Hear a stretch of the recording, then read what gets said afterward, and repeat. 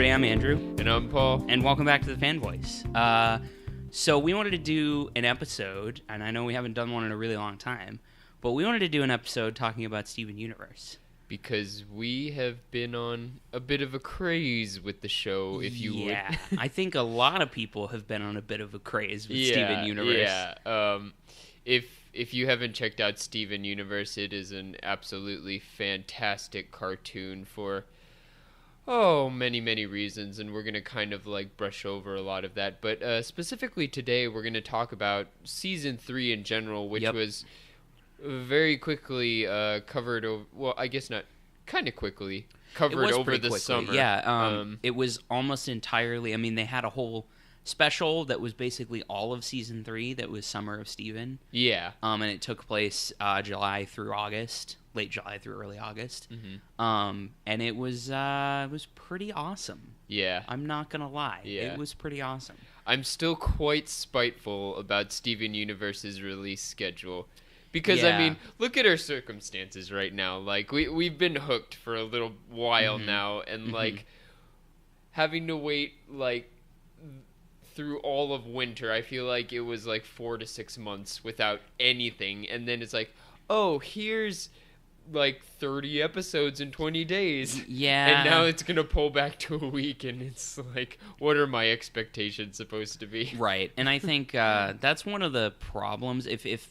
So we'll give a primer for people who maybe, like, just watch Steven Universe or, like, binge-watched it. Oh, yeah, binge it. By the way, there is totally going to be spoilers in this. We're going to be talking about stuff in Season 3 that...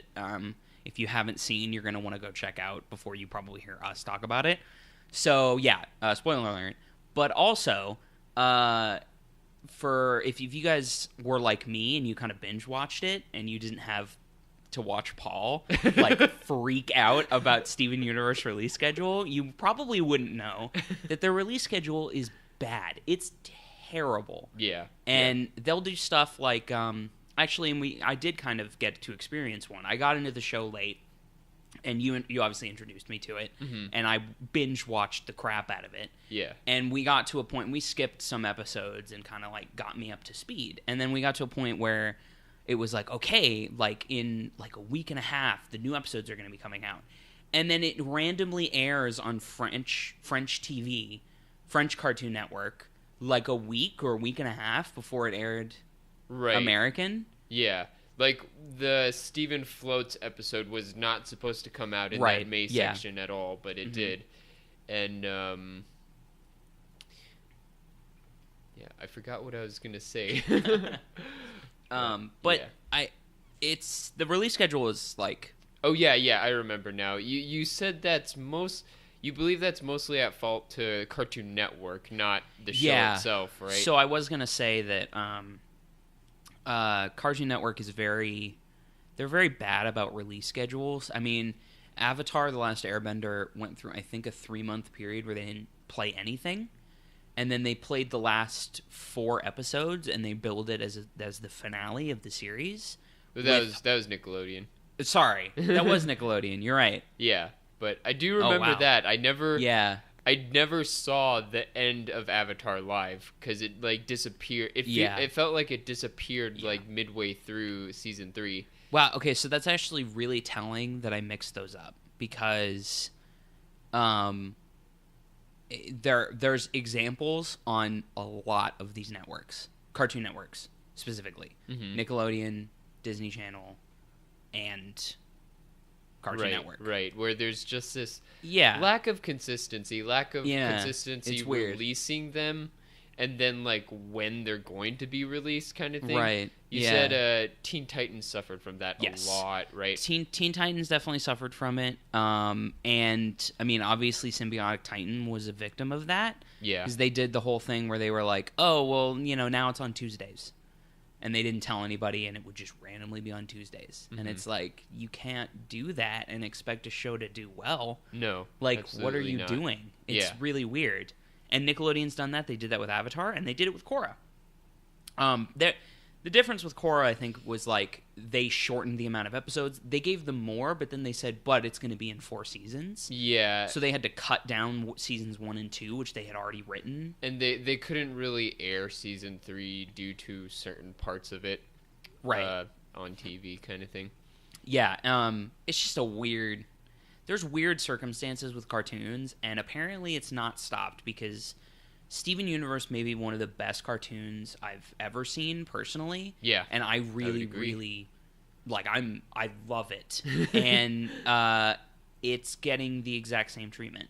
Yeah. I mean, this is the exact same treatment you expect from a network that airs cartoons. Mm-hmm. Which is really unfortunate, actually. Yeah.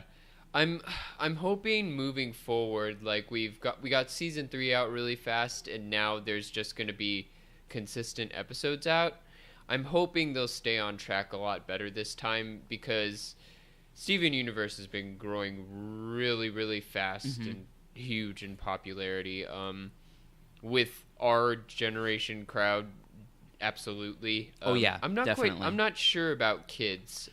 Well, okay, so here's what it's really funny. Here's what I'll say about the kind of audience that Steven Universe has. It's a lot of young adults, and I think that didn't really start, truthfully, with Adventure Time. I mean, that's been happening for a while. Yeah. But Adventure Time was the first truly like kids cartoon that you couldn't even consider a teens cartoon that got a big young adult audience.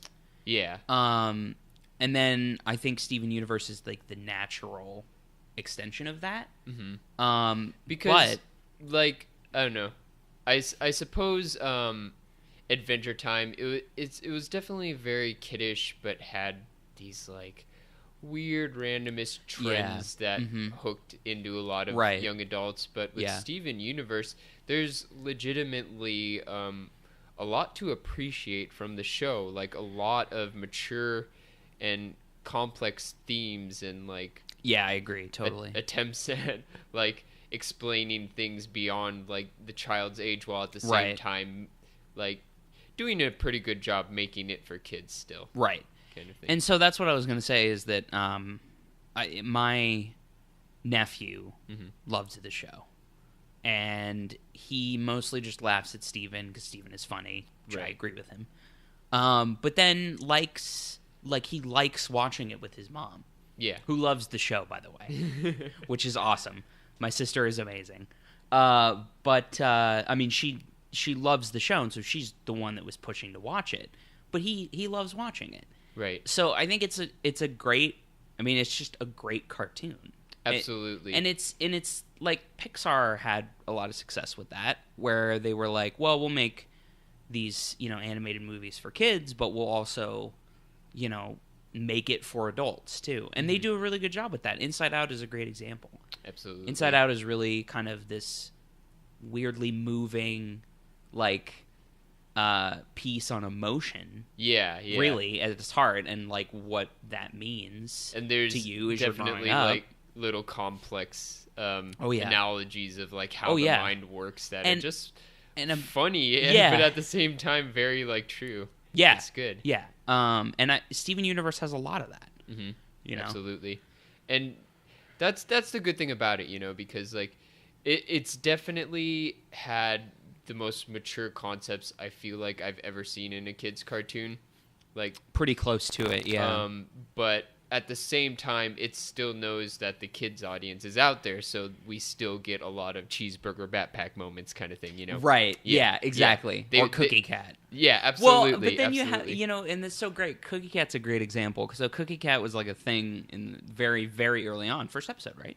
Yep. Yeah. And it has a little song about how Cookie Cat, is doing his thing. And he's super duper yummy. Yeah. And then there's a moment where he's like, Cookie Cat, he left his family behind. And it's like, it's just totally out of left field. It's hilarious. It plays on so many levels because, like, first off, it's a goofy song for kids, but at the same time, that last verse just catches people off guard. Exactly. And at the same time, it's like a sneaky way to show like a piece of the story of the gems kind of thing. Yeah, it really That's funny. Yeah, it is. Which is another thing to appreciate about this show. Even though they've said they make up a lot of things as they go, but it seems like they have such a huge plan laid out on so many levels throughout the show. And it's pretty amazing. I feel like when they started, they had like a general plan, Mm-hmm. but a lot of shows kind of start off with a general plan. Great example, How I Met Your Mother. Yeah. Started off with a general plan, and then a lot of people hated how it ended because it was like, oh, well, you shoehorned yourself into one ending. But I feel like they have a general plan and they know where they're going. Right. But they've been flexible enough and they have foreshadowed incredibly well. Yes, absolutely. Which is great. I mean, there's just hints, like, in episodes leading up to, like, a big moment that you don't get at first. Absolutely. You know? Or you're just kind of like, wait, what does that mean, though? Exactly. Why did she say that? That's weird. That's a weird time to say that. Which makes this show so great for rewatchability, because like it really makes does. you just see things in a different way. Like a great example is like end of season 1, the big twist is how Garnet was a fusion. Mm-hmm. It's like I would say generally you wouldn't even think about that, because No. especially season 1, things got kind of serious way later in season 1, so most of it was kind of like lighter, casual, funny things, you know. Right, and then all of a sudden there's this like huge twist, and like you go back and there are like just these little comments here and there where they're talking about, oh, you know, fusion is hard for everyone, and Garnet just walks up and she's like, not for me. Kind of stuff like that, you know. Yep. And actually, the show does a really good job with those hints leading up to season 3. Yeah. Because so we should talk about season 3 actually. Mm-hmm. So it's technically started in May. There was a string of episodes, and the way it started is it started with a special, quote unquote, of the gem drill. Yeah. And they were drilling to the surface, or they were drilling into the planet to get to the cluster. Mm-hmm. And that was, I don't know, it started off weird. Yeah. Like, I think it was a little too fast, and I was a little like, what's happening? Mm-hmm. Steven's like talking to the cluster, and then it's like, okay, we're all good. Right. It's like they all bubbled each other. Yeah. Like, what? I was What? a little off put by it too, Yeah. because it was another example of Steven solving and I guess it's not a complete antagonist, but still a problem facing them that had some sort of villainous form. I don't know. Right, yeah, but, yeah. Like, he did it with friendship again, basically. Which I've talked to you about many times. I get a little sensitive when a character gets, like, omnipotently benevolent kind of thing, and it was like kind of wearing towards that sense, but later in the series so it took a big turn. That's the thing, is that this season, the beginning had me worried.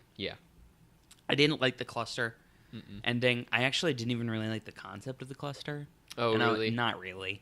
I liked that it got them all together and it got Peridot kind of like in the fold more. That was great. But the whole concept of that, I was kind of like, all right, I don't know about that. But I will say that I think by the end of the season, I felt like there was a complete turnaround. Absolutely. Because what we get at the end of the season, once again, spoilers territory, people, go watch it, is we get the final confrontation with Jasper, which doesn't end the way that obviously that Steven wants. No. Steven wants to help her. She's becoming corrupted because she tried to fuse with a corrupted gem. Yeah. She's slowly becoming corrupted, and he's like, I can help you. Like, let me help you. And she doesn't do that. And she is bitter and angry about what happened to her. And what happened to her diamond, which is another big deal in season 3. Absolutely. And I was glad to see that. Mm-hmm. You know, and it ends. What's so great about it is they do a really good job of like, yeah, he did not get a chance to save her, but at the same time, he got a chance to help Amethyst. So it still ends on a high note. Yeah, but there's a sour part of it. It's like a bittersweet. Right. And I don't know. I was happy to see that too for just the past experiences, but at the same time, we really get an even heavier dose of loyalty towards the gems, which I mean, I feel like it's odd. We've come across so many gems, and it took so long to see that. Yeah. Even though we're on Earth, it's like Peridot. She definitely was into that, but like flipped over after just being around the Earth. But Jasper was a completely different story. It's like, I've been here before, and I cannot forgive what happened. I was born here. Yeah, and I don't care. Yeah, absolutely. Yeah. And I actually really like that a lot. Because it's interesting because Jasper has old memories of like what that is, you know, and she has old memories of like what happened on Earth. And Peridot doesn't have that. So she's able to just kind of experience She's a Generation 2 gem. Yeah. Yeah, exactly. So I really liked the ending of season 3 a lot. But the beginning did I was kind of like, I don't know how I feel about this. Right. But man, it was crazy too because I felt like season 3 was such a string of episodes that I wasn't expecting to have as many big moments as we got. Great example, actually. The description of one of the episodes in season 3 is like them hanging out at the beach, and it's Connie, Steven, and Amethyst. And midway through that episode, Jasper just attacks. Yeah. And it was like, I wasn't expecting that at all. Because it's not really a hint, sort of, in the episode. And it's just kind of like, oh, we're just going to have like a fun episode. Right. And then that happens. Yeah. And things like that were happening all the time. They go out on the boat with Lapis. Jasper shows up. Again, yeah. Which was probably one of the greatest moments this season. I agree. I really liked that moment a lot. Because as we talked about, it has a lot of like adult themes like presented in a way that's, I guess, kid safe or something like that, you can say. Yeah, no, it is kid safe because, you know, they talk about, you know, our relationship wasn't good and I don't know about this and that whole thing. And that's so interesting to me because it's like, basically it's talking about an abusive relationship between the two of them. Right. And as a kid, you're just like, oh, it's like Jasper's just mean and Lapis doesn't want to do it anymore. But actually, Lapis misses it. Yeah. And she does kind of want to be back there in an abusive relationship. That's really messed up, and that's a really difficult thing to tackle on a kid's show. Absolutely. But at the same time, it's a real concept in life, and some people just have that like mindset, you know? Yeah. It's if anything, I hope it brings awareness of it all, you know? Just like at least the kid will question why, kind of thing. Even if it leaves them confused. Right. Yeah. Yeah. And I think that this show is really good at that. Absolutely. I really do. Yeah. So, the release schedule allowed us to see, I cannot remember how many episodes in a row, but it was a lot. It was like a Monday through Friday thing for like 4 weeks. Yeah. Oh my god, it was a lot of episodes. Is the answer? I'm looking at the list right now. 85. Yeah, so we basically saw. Oh my god. We basically saw 20 episodes in a row. Yeah, one Monday through Friday every day. Yeah. That never happens with this show. I mean, not to that degree. I mean, no. it definitely seemed like they were pushing towards that. Like in the past, it would be like big gaps, like a couple week gaps, and then like a couple 3 new episodes kind of thing. Yeah. So my question to you, I guess, would be, what do you think about? Is this going to be the release schedule? Because if so, I think this was the strongest season, and I'd like for that to continue. The huge like just bursts like this. Yeah, well, not just the bursts like this, but I feel like each of these episodes was more connected. Mm-hmm. And I think it's because they aired together. Yeah, you think so? Yeah, I think so. I think between the seasons, they've been slowly working their way towards like long-term plot relevance between the seasons. Okay. Yeah, as the show I think has ramped up and it's gotten the audience to do these more serious episodes or plot connected episodes, they can move away from a bit of the random silliness more and more, which I think is their ultimate plan, but they've done a good job of keeping like enough for the kids, enough for the adults kind of thing. So I think moving forward, what we're going to have is just still little bits and pieces of side character building, which they've been slowly filling in Beach City, which I personally enjoy a lot. No, I like it. And that was the other thing about this season. Sorry, not to interrupt, but just that was the other good thing about the season. We got a lot of progress with the Gem Homeworld, that whole storyline. We also got great episodes like the Restaurant Wars and Kiki's Pizza Delivery Service. It's feeling like the last of the side characters are being kind of tied up because, like, I was like thinking, like, okay, Kiki was kind of one of the last ones, and then you got a little thing with Yellowtail, the ship guy. It's like all I can think about now is the very, very background guy with the eye patch. Have you ever seen him? Oh, yeah, I totally have. Dude, I got a theory on that. Oh, okay. So, I want to hear this. So, I don't know if you noticed, but in the barn, there's a picture of, like, two pilots. One of them totally looks like, is it Sam, the Donut Girl's name? Oh, okay, I know who you're talking about. Yeah, it looks like her mom, and the guy has the same mustache as the eye patch guy. So, like, they were either a couple or somehow related or something like that. What? I bet you even eye patch guy is going to get an episode in the future. I would believe it. We got multiple episodes of Sour Cream. Yeah. We got one with the mayor's son. Couple with the mayor's son, actually.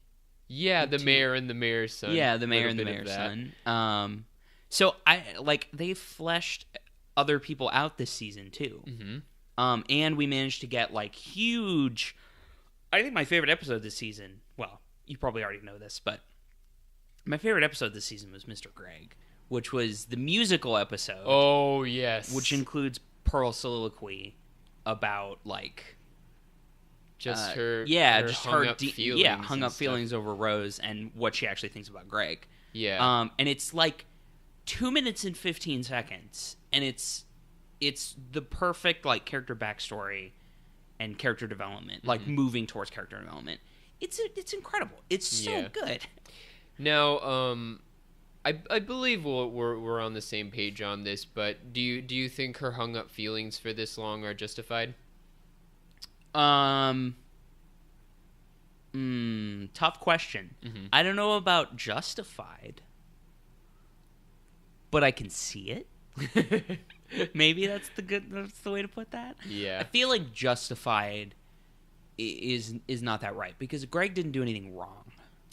Okay. Yeah. Right? Yeah. And she knows that too.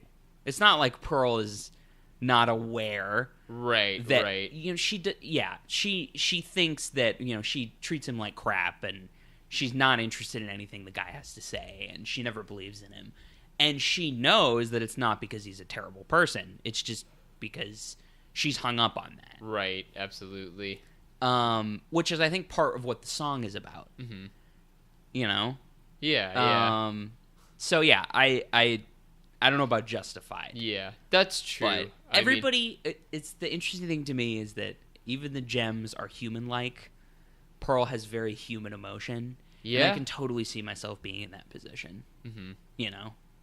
Yeah, not liking somebody else and just being like, I don't want to see you every day. Right. I don't want to be around you. It just reminds me of that. Yeah. I can totally see that. The thing that really redeemed her character is that in the end of it all, she took care and nurtured Steven like more than any other Gem kind of thing, you know? Yep. Which is like absolutely.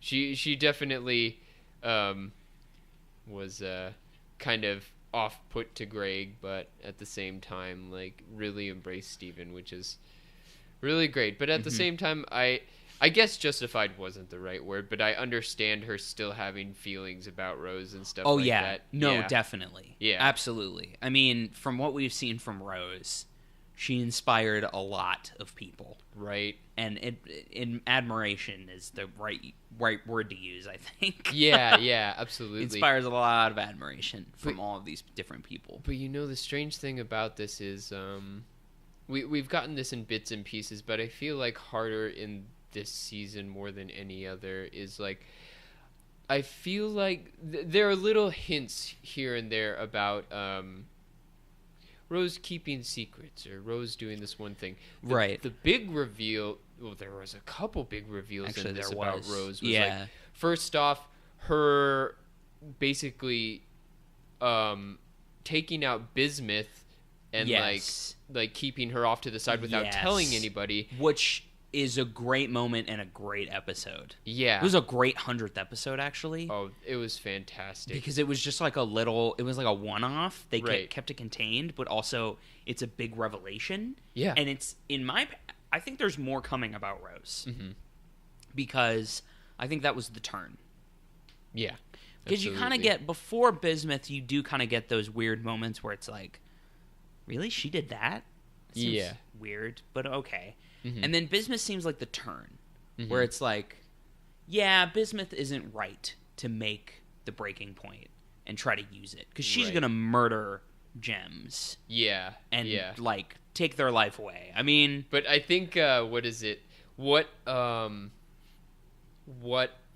really appreciated about that episode is, like, it was a battle between what needed to be done kind of thing. Yeah. And there were a lot of good points on both sides because the reality of it was everyone, like almost everyone they were trying to save did die. Yeah. Kind of thing, They all got shattered. Yeah. So I really liked that part of it a lot. Right. It was really good. Yeah. So like there was that secret and then like Bismuth's little mention about like you actually are better than her kind of thing. Mm-hmm. And then at the end of the series, we find out that Rose actually did shatter Pink Diamond. Right. Yeah, and we get hints about that from Jasper. Mm-hmm. Jasper says, what you did to my diamond. Yeah. To Pink Diamond. Yeah. And then it all kind of comes tumbling out. Mm-hmm. The way that it happened, we've talked about this before. I don't necessarily like the 10-minute runtime. I understand why it's there. I get it's a choice by the people who make the show. Mm-hmm. But sometimes I'm like, okay, you're rushing into that. Right. And we were kind of rushed into it where it was just like, oh, I'll just tell a story about what happened to Pink Diamond. Right. It was like a big exposition thing. Yeah, and it was just like, let me spout exposition. And I was just like, oh, okay. And then a big revelation comes to that. But I was a little like, that I felt like could have been done better, but when it came time to like the actual revelation, it was really interesting to see everybody's reaction. Yeah. And we're going to hopefully see more of that this new season too. So like starting to talk about Rose, what I was trying to get to was I think they're slowly more and more trying to make her normal. Yes. Like everyone has like from the beginning of the season, she was on this like massive pedestal and this like just being that is just filled with love and like admiration kind of thing. But slowly more and more she has her flaws. Just like every other person, just like everybody else. And that'll really like eventually turn the perspective on what Steven is trying to do because for so long a big thing with him is trying to live up to his mom because he has his gem. So this is really funny and I'm going to like show my ultimate nerd side here. But the minute that they started kind of doing this with Rose, like they showed her laughing at Greg trying to do something and then she's like, oh, you like we can't fuse blah blah blah, and she's kind of like making fun of him and being a little like belittling of him, not on purpose, but like in that episode he there were just like hints of him, like making him feel like an object almost kind of thing. Yes, you know? exactly. Like, you're so interesting, you human. Yeah. And then with the revelations later on, she hides bismuth from everybody, and then she also shattered Pink Diamond. That's a big, big deal. This feels like a lot like the 7th Harry Potter book. Oh, yeah. Which just dropped a bomb on Dumbledore. And people find out, like, whoa, not a perfect guy. Yeah. That's really odd. Right. And it handled it, in my opinion, in a really good way. Mm-hmm. That you get this picture of him, and it's all after he dies, so he doesn't get to say anything about it, which almost makes it better. But Harry is, like, almost conflicted with the idea that, like, Dumbledore was not the perfect leader. He made a lot of mistakes.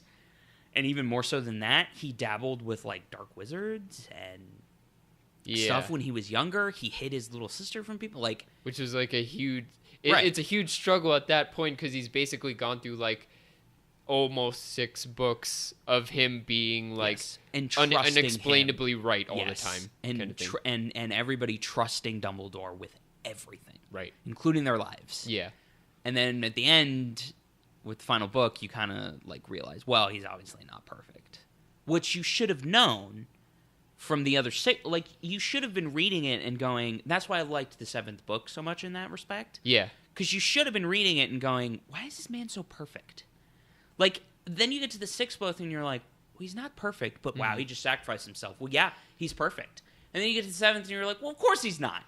Of course he made mistakes. Of course he was a human being. But you know what's so great about that is that if you grew up with the series around the same age as Harry Potter... what else I was going to say? It's like looking up to a parental figure, like if you're not in an extreme situation, but like you see them, like, I don't know, I feel like I saw my dad as just this like person who is like just super like righteous and strong all the time kind of thing. And like many people do, and like you grow older and you get to that point where you're like, okay, everyone's not perfect, you know, but like this series is like a lot about Stephen just growing up as well. Right. Well, and that's a really good point. And that's why like the parallels with Harry Potter are odd, but do kind of work. Right. Is that they're both coming of age stories. Yeah, absolutely. And Stephen is we're just now getting into the part where Stephen is really coming of age, I feel like. Mm-hmm. And if we kind of continue down this path of like, you know, he is not going to be perfect either. And he's going to have to realize that at some point. And, you know, everybody looking up to him and everything, that pressure is going to get to him. Right. And I think him learning about, like, his kind of idol, which is his mom, who's this, like, you know, perfect being, not being perfect, is going to put a crack in his confidence. Yeah. And that's going to be really interesting to see, I think. Right. At this point, he'll probably in season 4, they'll dabble a little bit in, like, what do I believe now? Kind of thing. Yeah. And I think especially if the revelations on Rose keep coming. Right. If there's a couple more, that might shake a lot of things. Because, I mean, definitely Rose and Bismuth were different, but when Stephen was confronted with Bismuth, he was like, absolutely not, no shattering whatsoever kind of thing. Yep. Yeah. And then, like, after he hears about Rose doing it, it's like, okay, like, because that was the head gem. Yeah. Blah, blah, blah, blah, blah, blah. Right. Yeah. Like, it'll be an interesting question to wonder, will the line in the series shift anymore of what needs to be done kind of thing and what can be spared and all that, you know? Yeah. Like, if he makes a decision that it was okay to shatter Pink Diamond. Right. Because another thing about, like, his, like, losing his, like, ultimate benevolence kind of thing, the big thing in the last episode was him ultimately needing to toss a ruby out into space because he was about to be killed. Right. He had to make a sacrifice. Right. And he had to do that. He didn't want to at all. No. Yep. Yeah. Yeah. Which is actually another great thing, because it also shows Steven's, like, how naive he is. Because, this Ruby is talking about, I hate rose quartz, and, she shattered my diamond, and this whole thing. She's talking about how much she hates, Rose, and Steven goes, oh, well, I'm Rose. Let me prove it to you. And it's like, well, Steven, don't do that. What are you doing? Stop, right. Right. But he doesn't know. He's just like, well, everybody's fine. Yeah. Everybody can be talked to. Everybody can be talked down. But then he reaches Jasper. He can't heal her. She won't let him get close to him, close to her. And then he has to deal with this Ruby who's like, yeah, I'm gonna like take you back to Homeworld. I'm gonna bubble you and take you back to Homeworld, basically. Despite all that he went through, that was probably the closest his life was really, really threatened. Kind of thing, because they've definitely been on some like wily adventures before, but he's always been with someone, kind of thing. Even with the Jasper thing, yes, he stood off to the side until he fused with Amethyst, right? Kind of thing, Yep. So that I definitely agree with you, but before this point, he was definitely naive and thought like, I'm young or I'm too nice, I can't be touched. Kind of mindset. Right. Yeah, it's really interesting, actually. Couple of the things that happened this season that I liked. We got to see a little bit more of Lapis and Peridot. And I actually really like that pair a lot. I think it's hilarious. They're totally Percy and Pierre. Kinda. Yeah. They're kind of BFF already. Right. But God, it's just that whole episode where he goes and visits them in the barn and see how much they've done. They've been making art, which they don't know is art. Yeah, which is hilarious. After everything that happened, that scene was so down to earth, and I think that made it so funny. Yeah. With this like super technological psychic being and this like water mystical princess fairy just chilling and watching a soap opera. They're watching basically Degrassi. It's hilarious. It was great. And then they have the bow tie that they're like passing back. I don't even know what that's about yet. Yeah. I'm just absolutely. like, what are you guys doing? Peridot just chilling with a bow tie. Yeah, I was just like, what? It's like, oh my gosh. Once Peridot became good, she was like the most hilarious thing ever. Oh my god. Yeah, Peridot is awesome. Yeah. What is it that she says about the alien? When she sees it at the... What is it? Let me see if I can get this. It's like, what is it? That head swollen with thoughts. Those understanding huge eyes. It understands. Or something like that. Yeah, it understands. That's right. Yeah. But like just the little bit of like we got just more character development in the sense of like more personality wise. Right. And you got to see more of like Lapis kind of loosening up, but she's still kind of like she's still more aloof and like. Yeah. Where I began to realize that's like, I'm glad to see this actually, but we got to see it with the baseball one too. Baseball episode, which was also great actually. Yeah. That's her actual personality. It's not just because she's like pissed off. Yeah. It's that she's just kind of an aloof, kind of like off to the side sort of person. Like I can't think of anything else to call it, but a Daria kind of thing. Yeah. You know? Yeah, and I'm actually glad that they didn't like, oh, now that Lapis is all loosened up, now she'll be Peridot. And instead it was like, no, she's still going to be Lapis, but... I think they did a really good job of, like, giving each gem a very unique personality. Yeah. Kind of thing. Yeah, definitely. Yeah. So... Speaking of gem personalities, I think before this season, a lot of people were having a hard time with Amethyst. Like, keeping her on level with the other gems. I agree. But we talked about this a little before. She definitely got a lot of screen time in this. Yeah. It sparked in the past, but her huge thing is definitely like an inferiority complex thing. Yeah, and actually, her arc was really great, Mhm. and it ended really well with Jasper and her kind of fusing, and at first it was like she wants to have a duel with Steven to prove that she's not the worst Crystal Gem, and then they fuse and manage to defeat Jasper, and then it's like, she gets her confidence back. Right, and there was Steven and Amethyst relationship built up a lot, and I think really, really solidified that. Yes. What is it? You got Square Mom, you got Burb Mom, and they would call her like Purple Mom or something. But I always said, she's not a mom. She's a sister. Right. Yeah. I think she's an older sister. Yeah, absolutely. I absolutely can see and that like where Garnet provided like pearls of wisdom and protection, right. And then Pearl did a lot of the nurturing and teaching. Amethyst is there for Steven to grow up with, kind of thing, and they can face a lot of the same struggles side by side. That's a really good point. Yeah. No, that's a really good point. I really liked her arc a lot.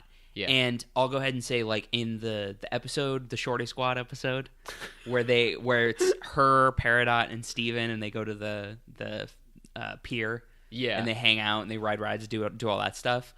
She was funnier in that, because my problem was Amethyst was supposed to be the comedic relief, and sometimes I felt like she was just annoying. She was just what is it? Her comedy was yelling with a raspy voice a lot of the time. Basically. I mean, that was like the entirety of her comedy. Right, exactly. Yeah. But like in this season, it was much better. Mm-hmm. And she actually got moments where it was like, oh, okay, like not only was that really funny, and then with Steven and her, it was like, okay, that was a really good moment. Right. So it was good. I'm really glad that she got some more development. Yeah. And hopefully we can kind of move on from just having her be in the background. One of my favorite moments of Amethyst is when she gets pissed off, she turns into the helicopter. And they all like go and ride inside of her, and she's like chasing out.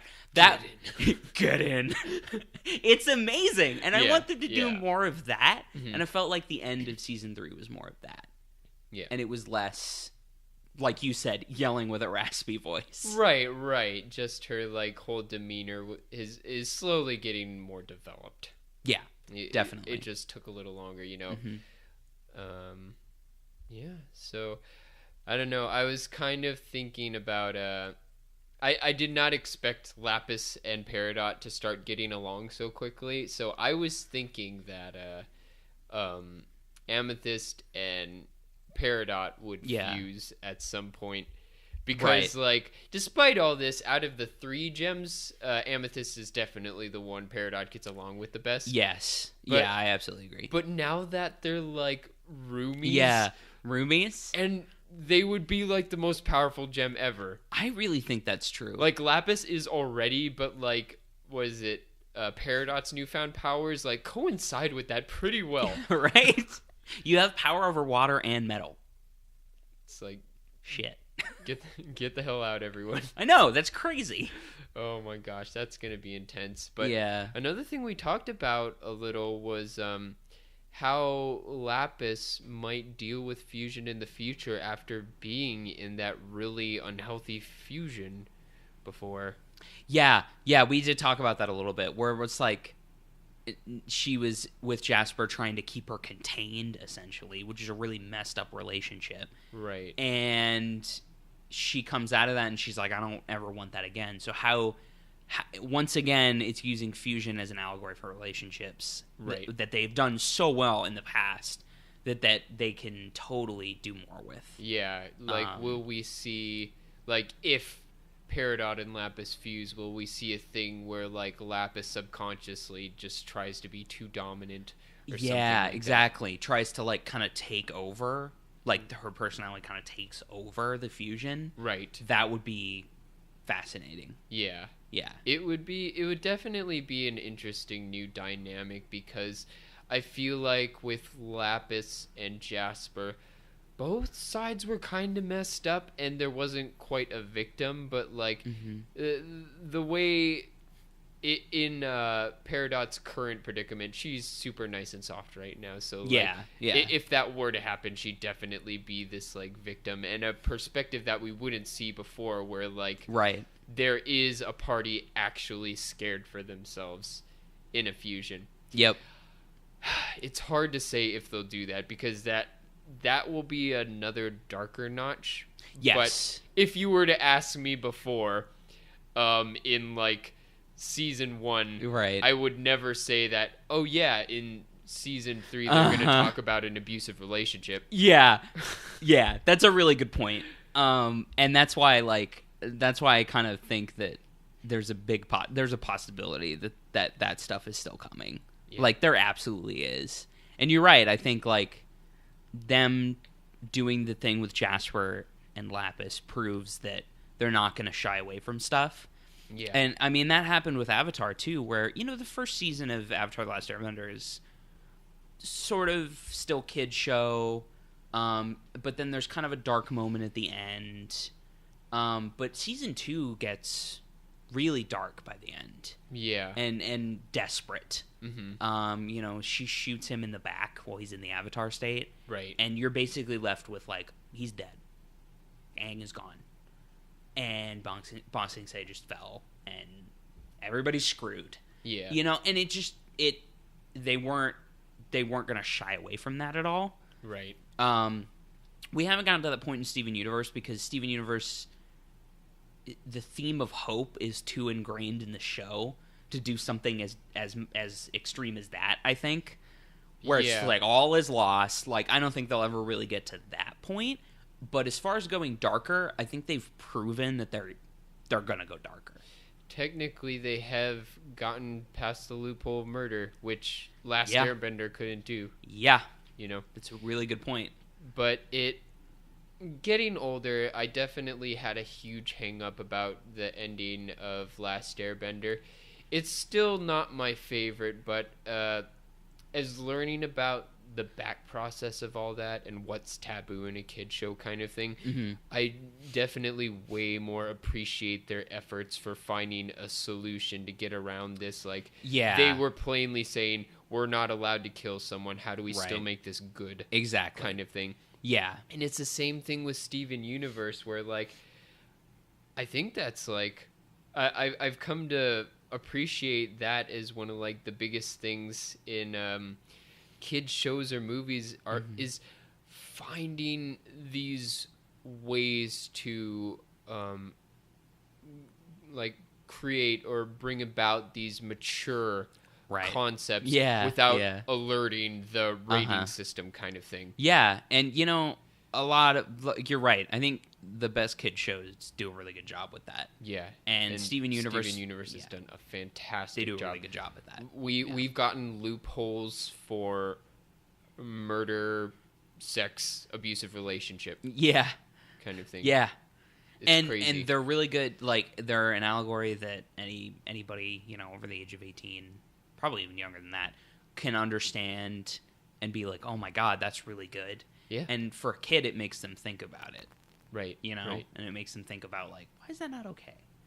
You know? Absolutely. You know, why is Garnet so upset that Pearl used fusion just to feel like that? That's not okay. You know? Yeah. It's good. It's good. Absolutely. Absolutely. Like, I think it would definitely depend on the age, but maybe some of the older young kids, it could definitely bring about a lot of concepts of how to have a good relationship, like both romantically and just friendship as well. Yeah, you know. Yeah, in not such a cheeseball way, but like quality, like not rules, but like concepts. There was another word I was thinking of, but I can't think of it. Sorry, were you gonna say something? No, I was just agreeing with you. I think you're absolutely right. Yeah. Yeah, all in all, just this season was really good. And it's crazy because you realize that it was over in 3-4 weeks. And, you know, you got so much content, and it was all in, 15-minute little snippets, basically, here and there. Well, really, like 10-minute snippets with commercials. Yeah. And it just kind of makes you appreciate that this show is able to accomplish that much with that amount of time. Like, I really appreciate it. Yeah, it's able to progress things. Like I said, in 2 minutes, it's able to set up a backstory and development in a song that, I mean, right? You know, it's stuff like that that's like, man, get on their level, people. Seriously. And even like the quantity of episodes they have after season 1, they really didn't waste that much time, you know?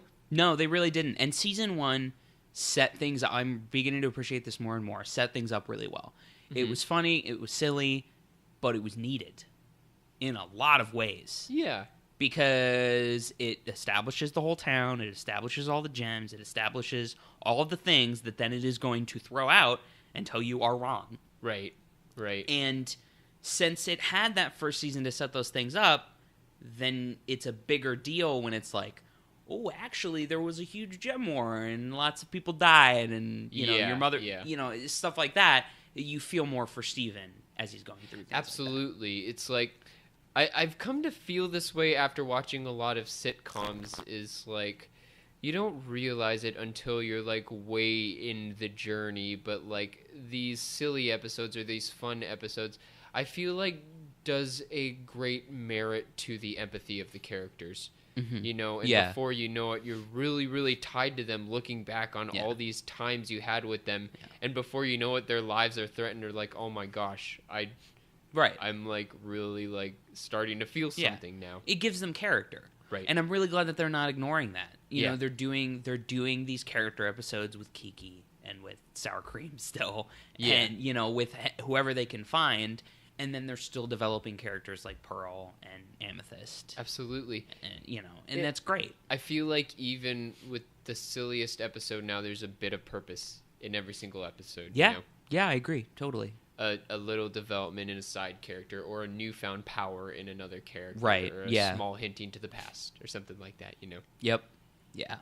So well done. Yeah. Oh my goodness.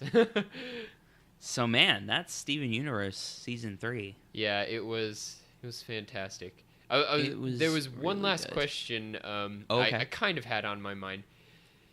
Do you have any clue of what you think Garnet or Pearl's Steven fusions would have as a weapon? Oh God, I have no idea. I cannot think of anything. No. Yeah. I mean, the yo-yo is so genius. Right? Like, it's so smart. Smoky Quartz having a yo-yo is just like, wow, yeah. That makes a lot of sense. It's perfect on so many levels. Right? Yeah. I have absolutely no idea. I mean, it would make a lot of sense for Pearl to just be sword and shield. That's true. Kind of like more like Spartan style or whatever. Yeah. Yeah. Well, yeah, that's true actually. Yeah. But Garnet, no fucking clue. Seriously. Also, did we ever see or hear about Rose fusing with any of them? I believe they had in the past. I think the statue is all of them fused. Right.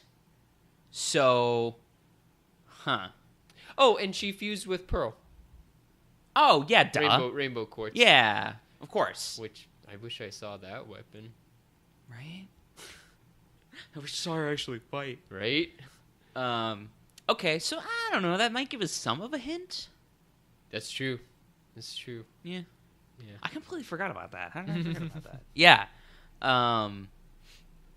So yeah, I don't know. I just, as far as like their fusion, but I think that's going to happen relatively soon. Yeah, I don't think they'll delay much more. And another thing I don't think they'll delay anymore is Yellow Diamond. Yeah, somebody's coming. Right? I don't know who's coming, but the antagonist for the last couple seasons, or the last season, is now gone. Yeah. Jasper's gone.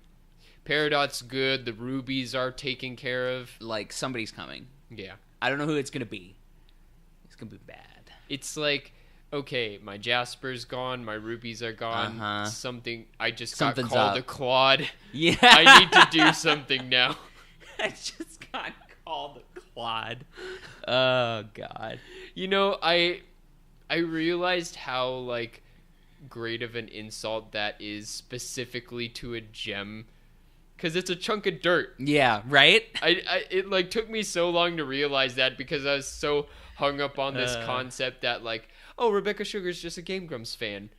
Aaron Hansen calls people clods all the time. Oh, really? And it was around the same time, so it was really funny. That's hilarious. Yeah. But no, season 4 should be really, really exciting. Yeah. You know, because like I have a lot of faith in Rebecca and this whole crew that they're not one to dilly dally. Not anymore. Similar to Gravity Falls, I think they'll have a clear vision of at least the most important parts and when this will end, kind of thing. They won't like press it out. I really hope so. That's the other thing I was going to say, is that this season has shown me that they definitely have a plan, and they definitely have like things that they want to do. I really hope they don't drag it out or try to get too much from it. I really hope they have a plan for it, and they end it when they end it. Yeah, you know, me and too. when it should be ended. But I think I have faith in them. Me too. Yeah, absolutely. They've done a fantastic job. Yeah, they really have. All right, well, I don't know. Let us know what you think, people out there listening. Yeah. Because this was one of the best seasons I've watched of this show, if not the best. I think it is the best of season. Yeah, of this show absolutely. So far. If you haven't watched Steven Universe at all, obviously we're recommending it. I should have said this in the beginning of the podcast, but I made a like essential episodes article if you just want to kind of skim through it and get a taste of some of the better episodes, and if it's something you like, then I don't know, backtracking is still great, because like we said, there are breadcrumbs everywhere. Yep. Yeah, and, it's pretty great. Yeah, so I guess I'll post a link for that in the description below. Yeah, definitely. But yeah, it's a great guide. Yeah, it's a great guide to all the great episodes. And if you're looking, you know, if you have watched the show and you're looking to get somebody else into it, I'd recommend. And if they're like, I don't know about watching the whole thing, I don't have time. Kind of thing. Yeah. You can definitely give them that, and it helps. Yeah, for sure. So yeah, let us know what you think about this whole season. You know, how do you feel about these like mature themes? Where do you think Steven or like the other characters will go in the future? Like, what new fusions? What do you think we're gonna learn about Rose? Yeah, all that good stuff. Yeah. So talk to us, holler at us. God, where can they do that? Oh, many places, Andrew. Many places. I haven't done this in a while. I'm sorry, you guys. Let's get it rolling here. There's a youtube.com/thefanvoicepodcast, twitter.com @ fanvoicepodcast. Yes. facebook.com/thefanvoicepodcast, googlepluscom /+thefanvoicepodcast. Yes. Nailed it. There's our email, fan@thefanvoice.com. Yeah, and of course thefanvoice.com, where you can find news, reviews, and that awesome article about all the best Steven Universe episodes. And of course we want to thank Geek News Network for sponsoring our little show. All right. So yeah, let us know what you guys think anywhere, and because I'm really curious and I really like the show. Yes. And I cannot wait for more Steven Universe. It is season 4. Fantastic. Oh yeah. All right. Well, we will talk to you guys next time. All right. See you later.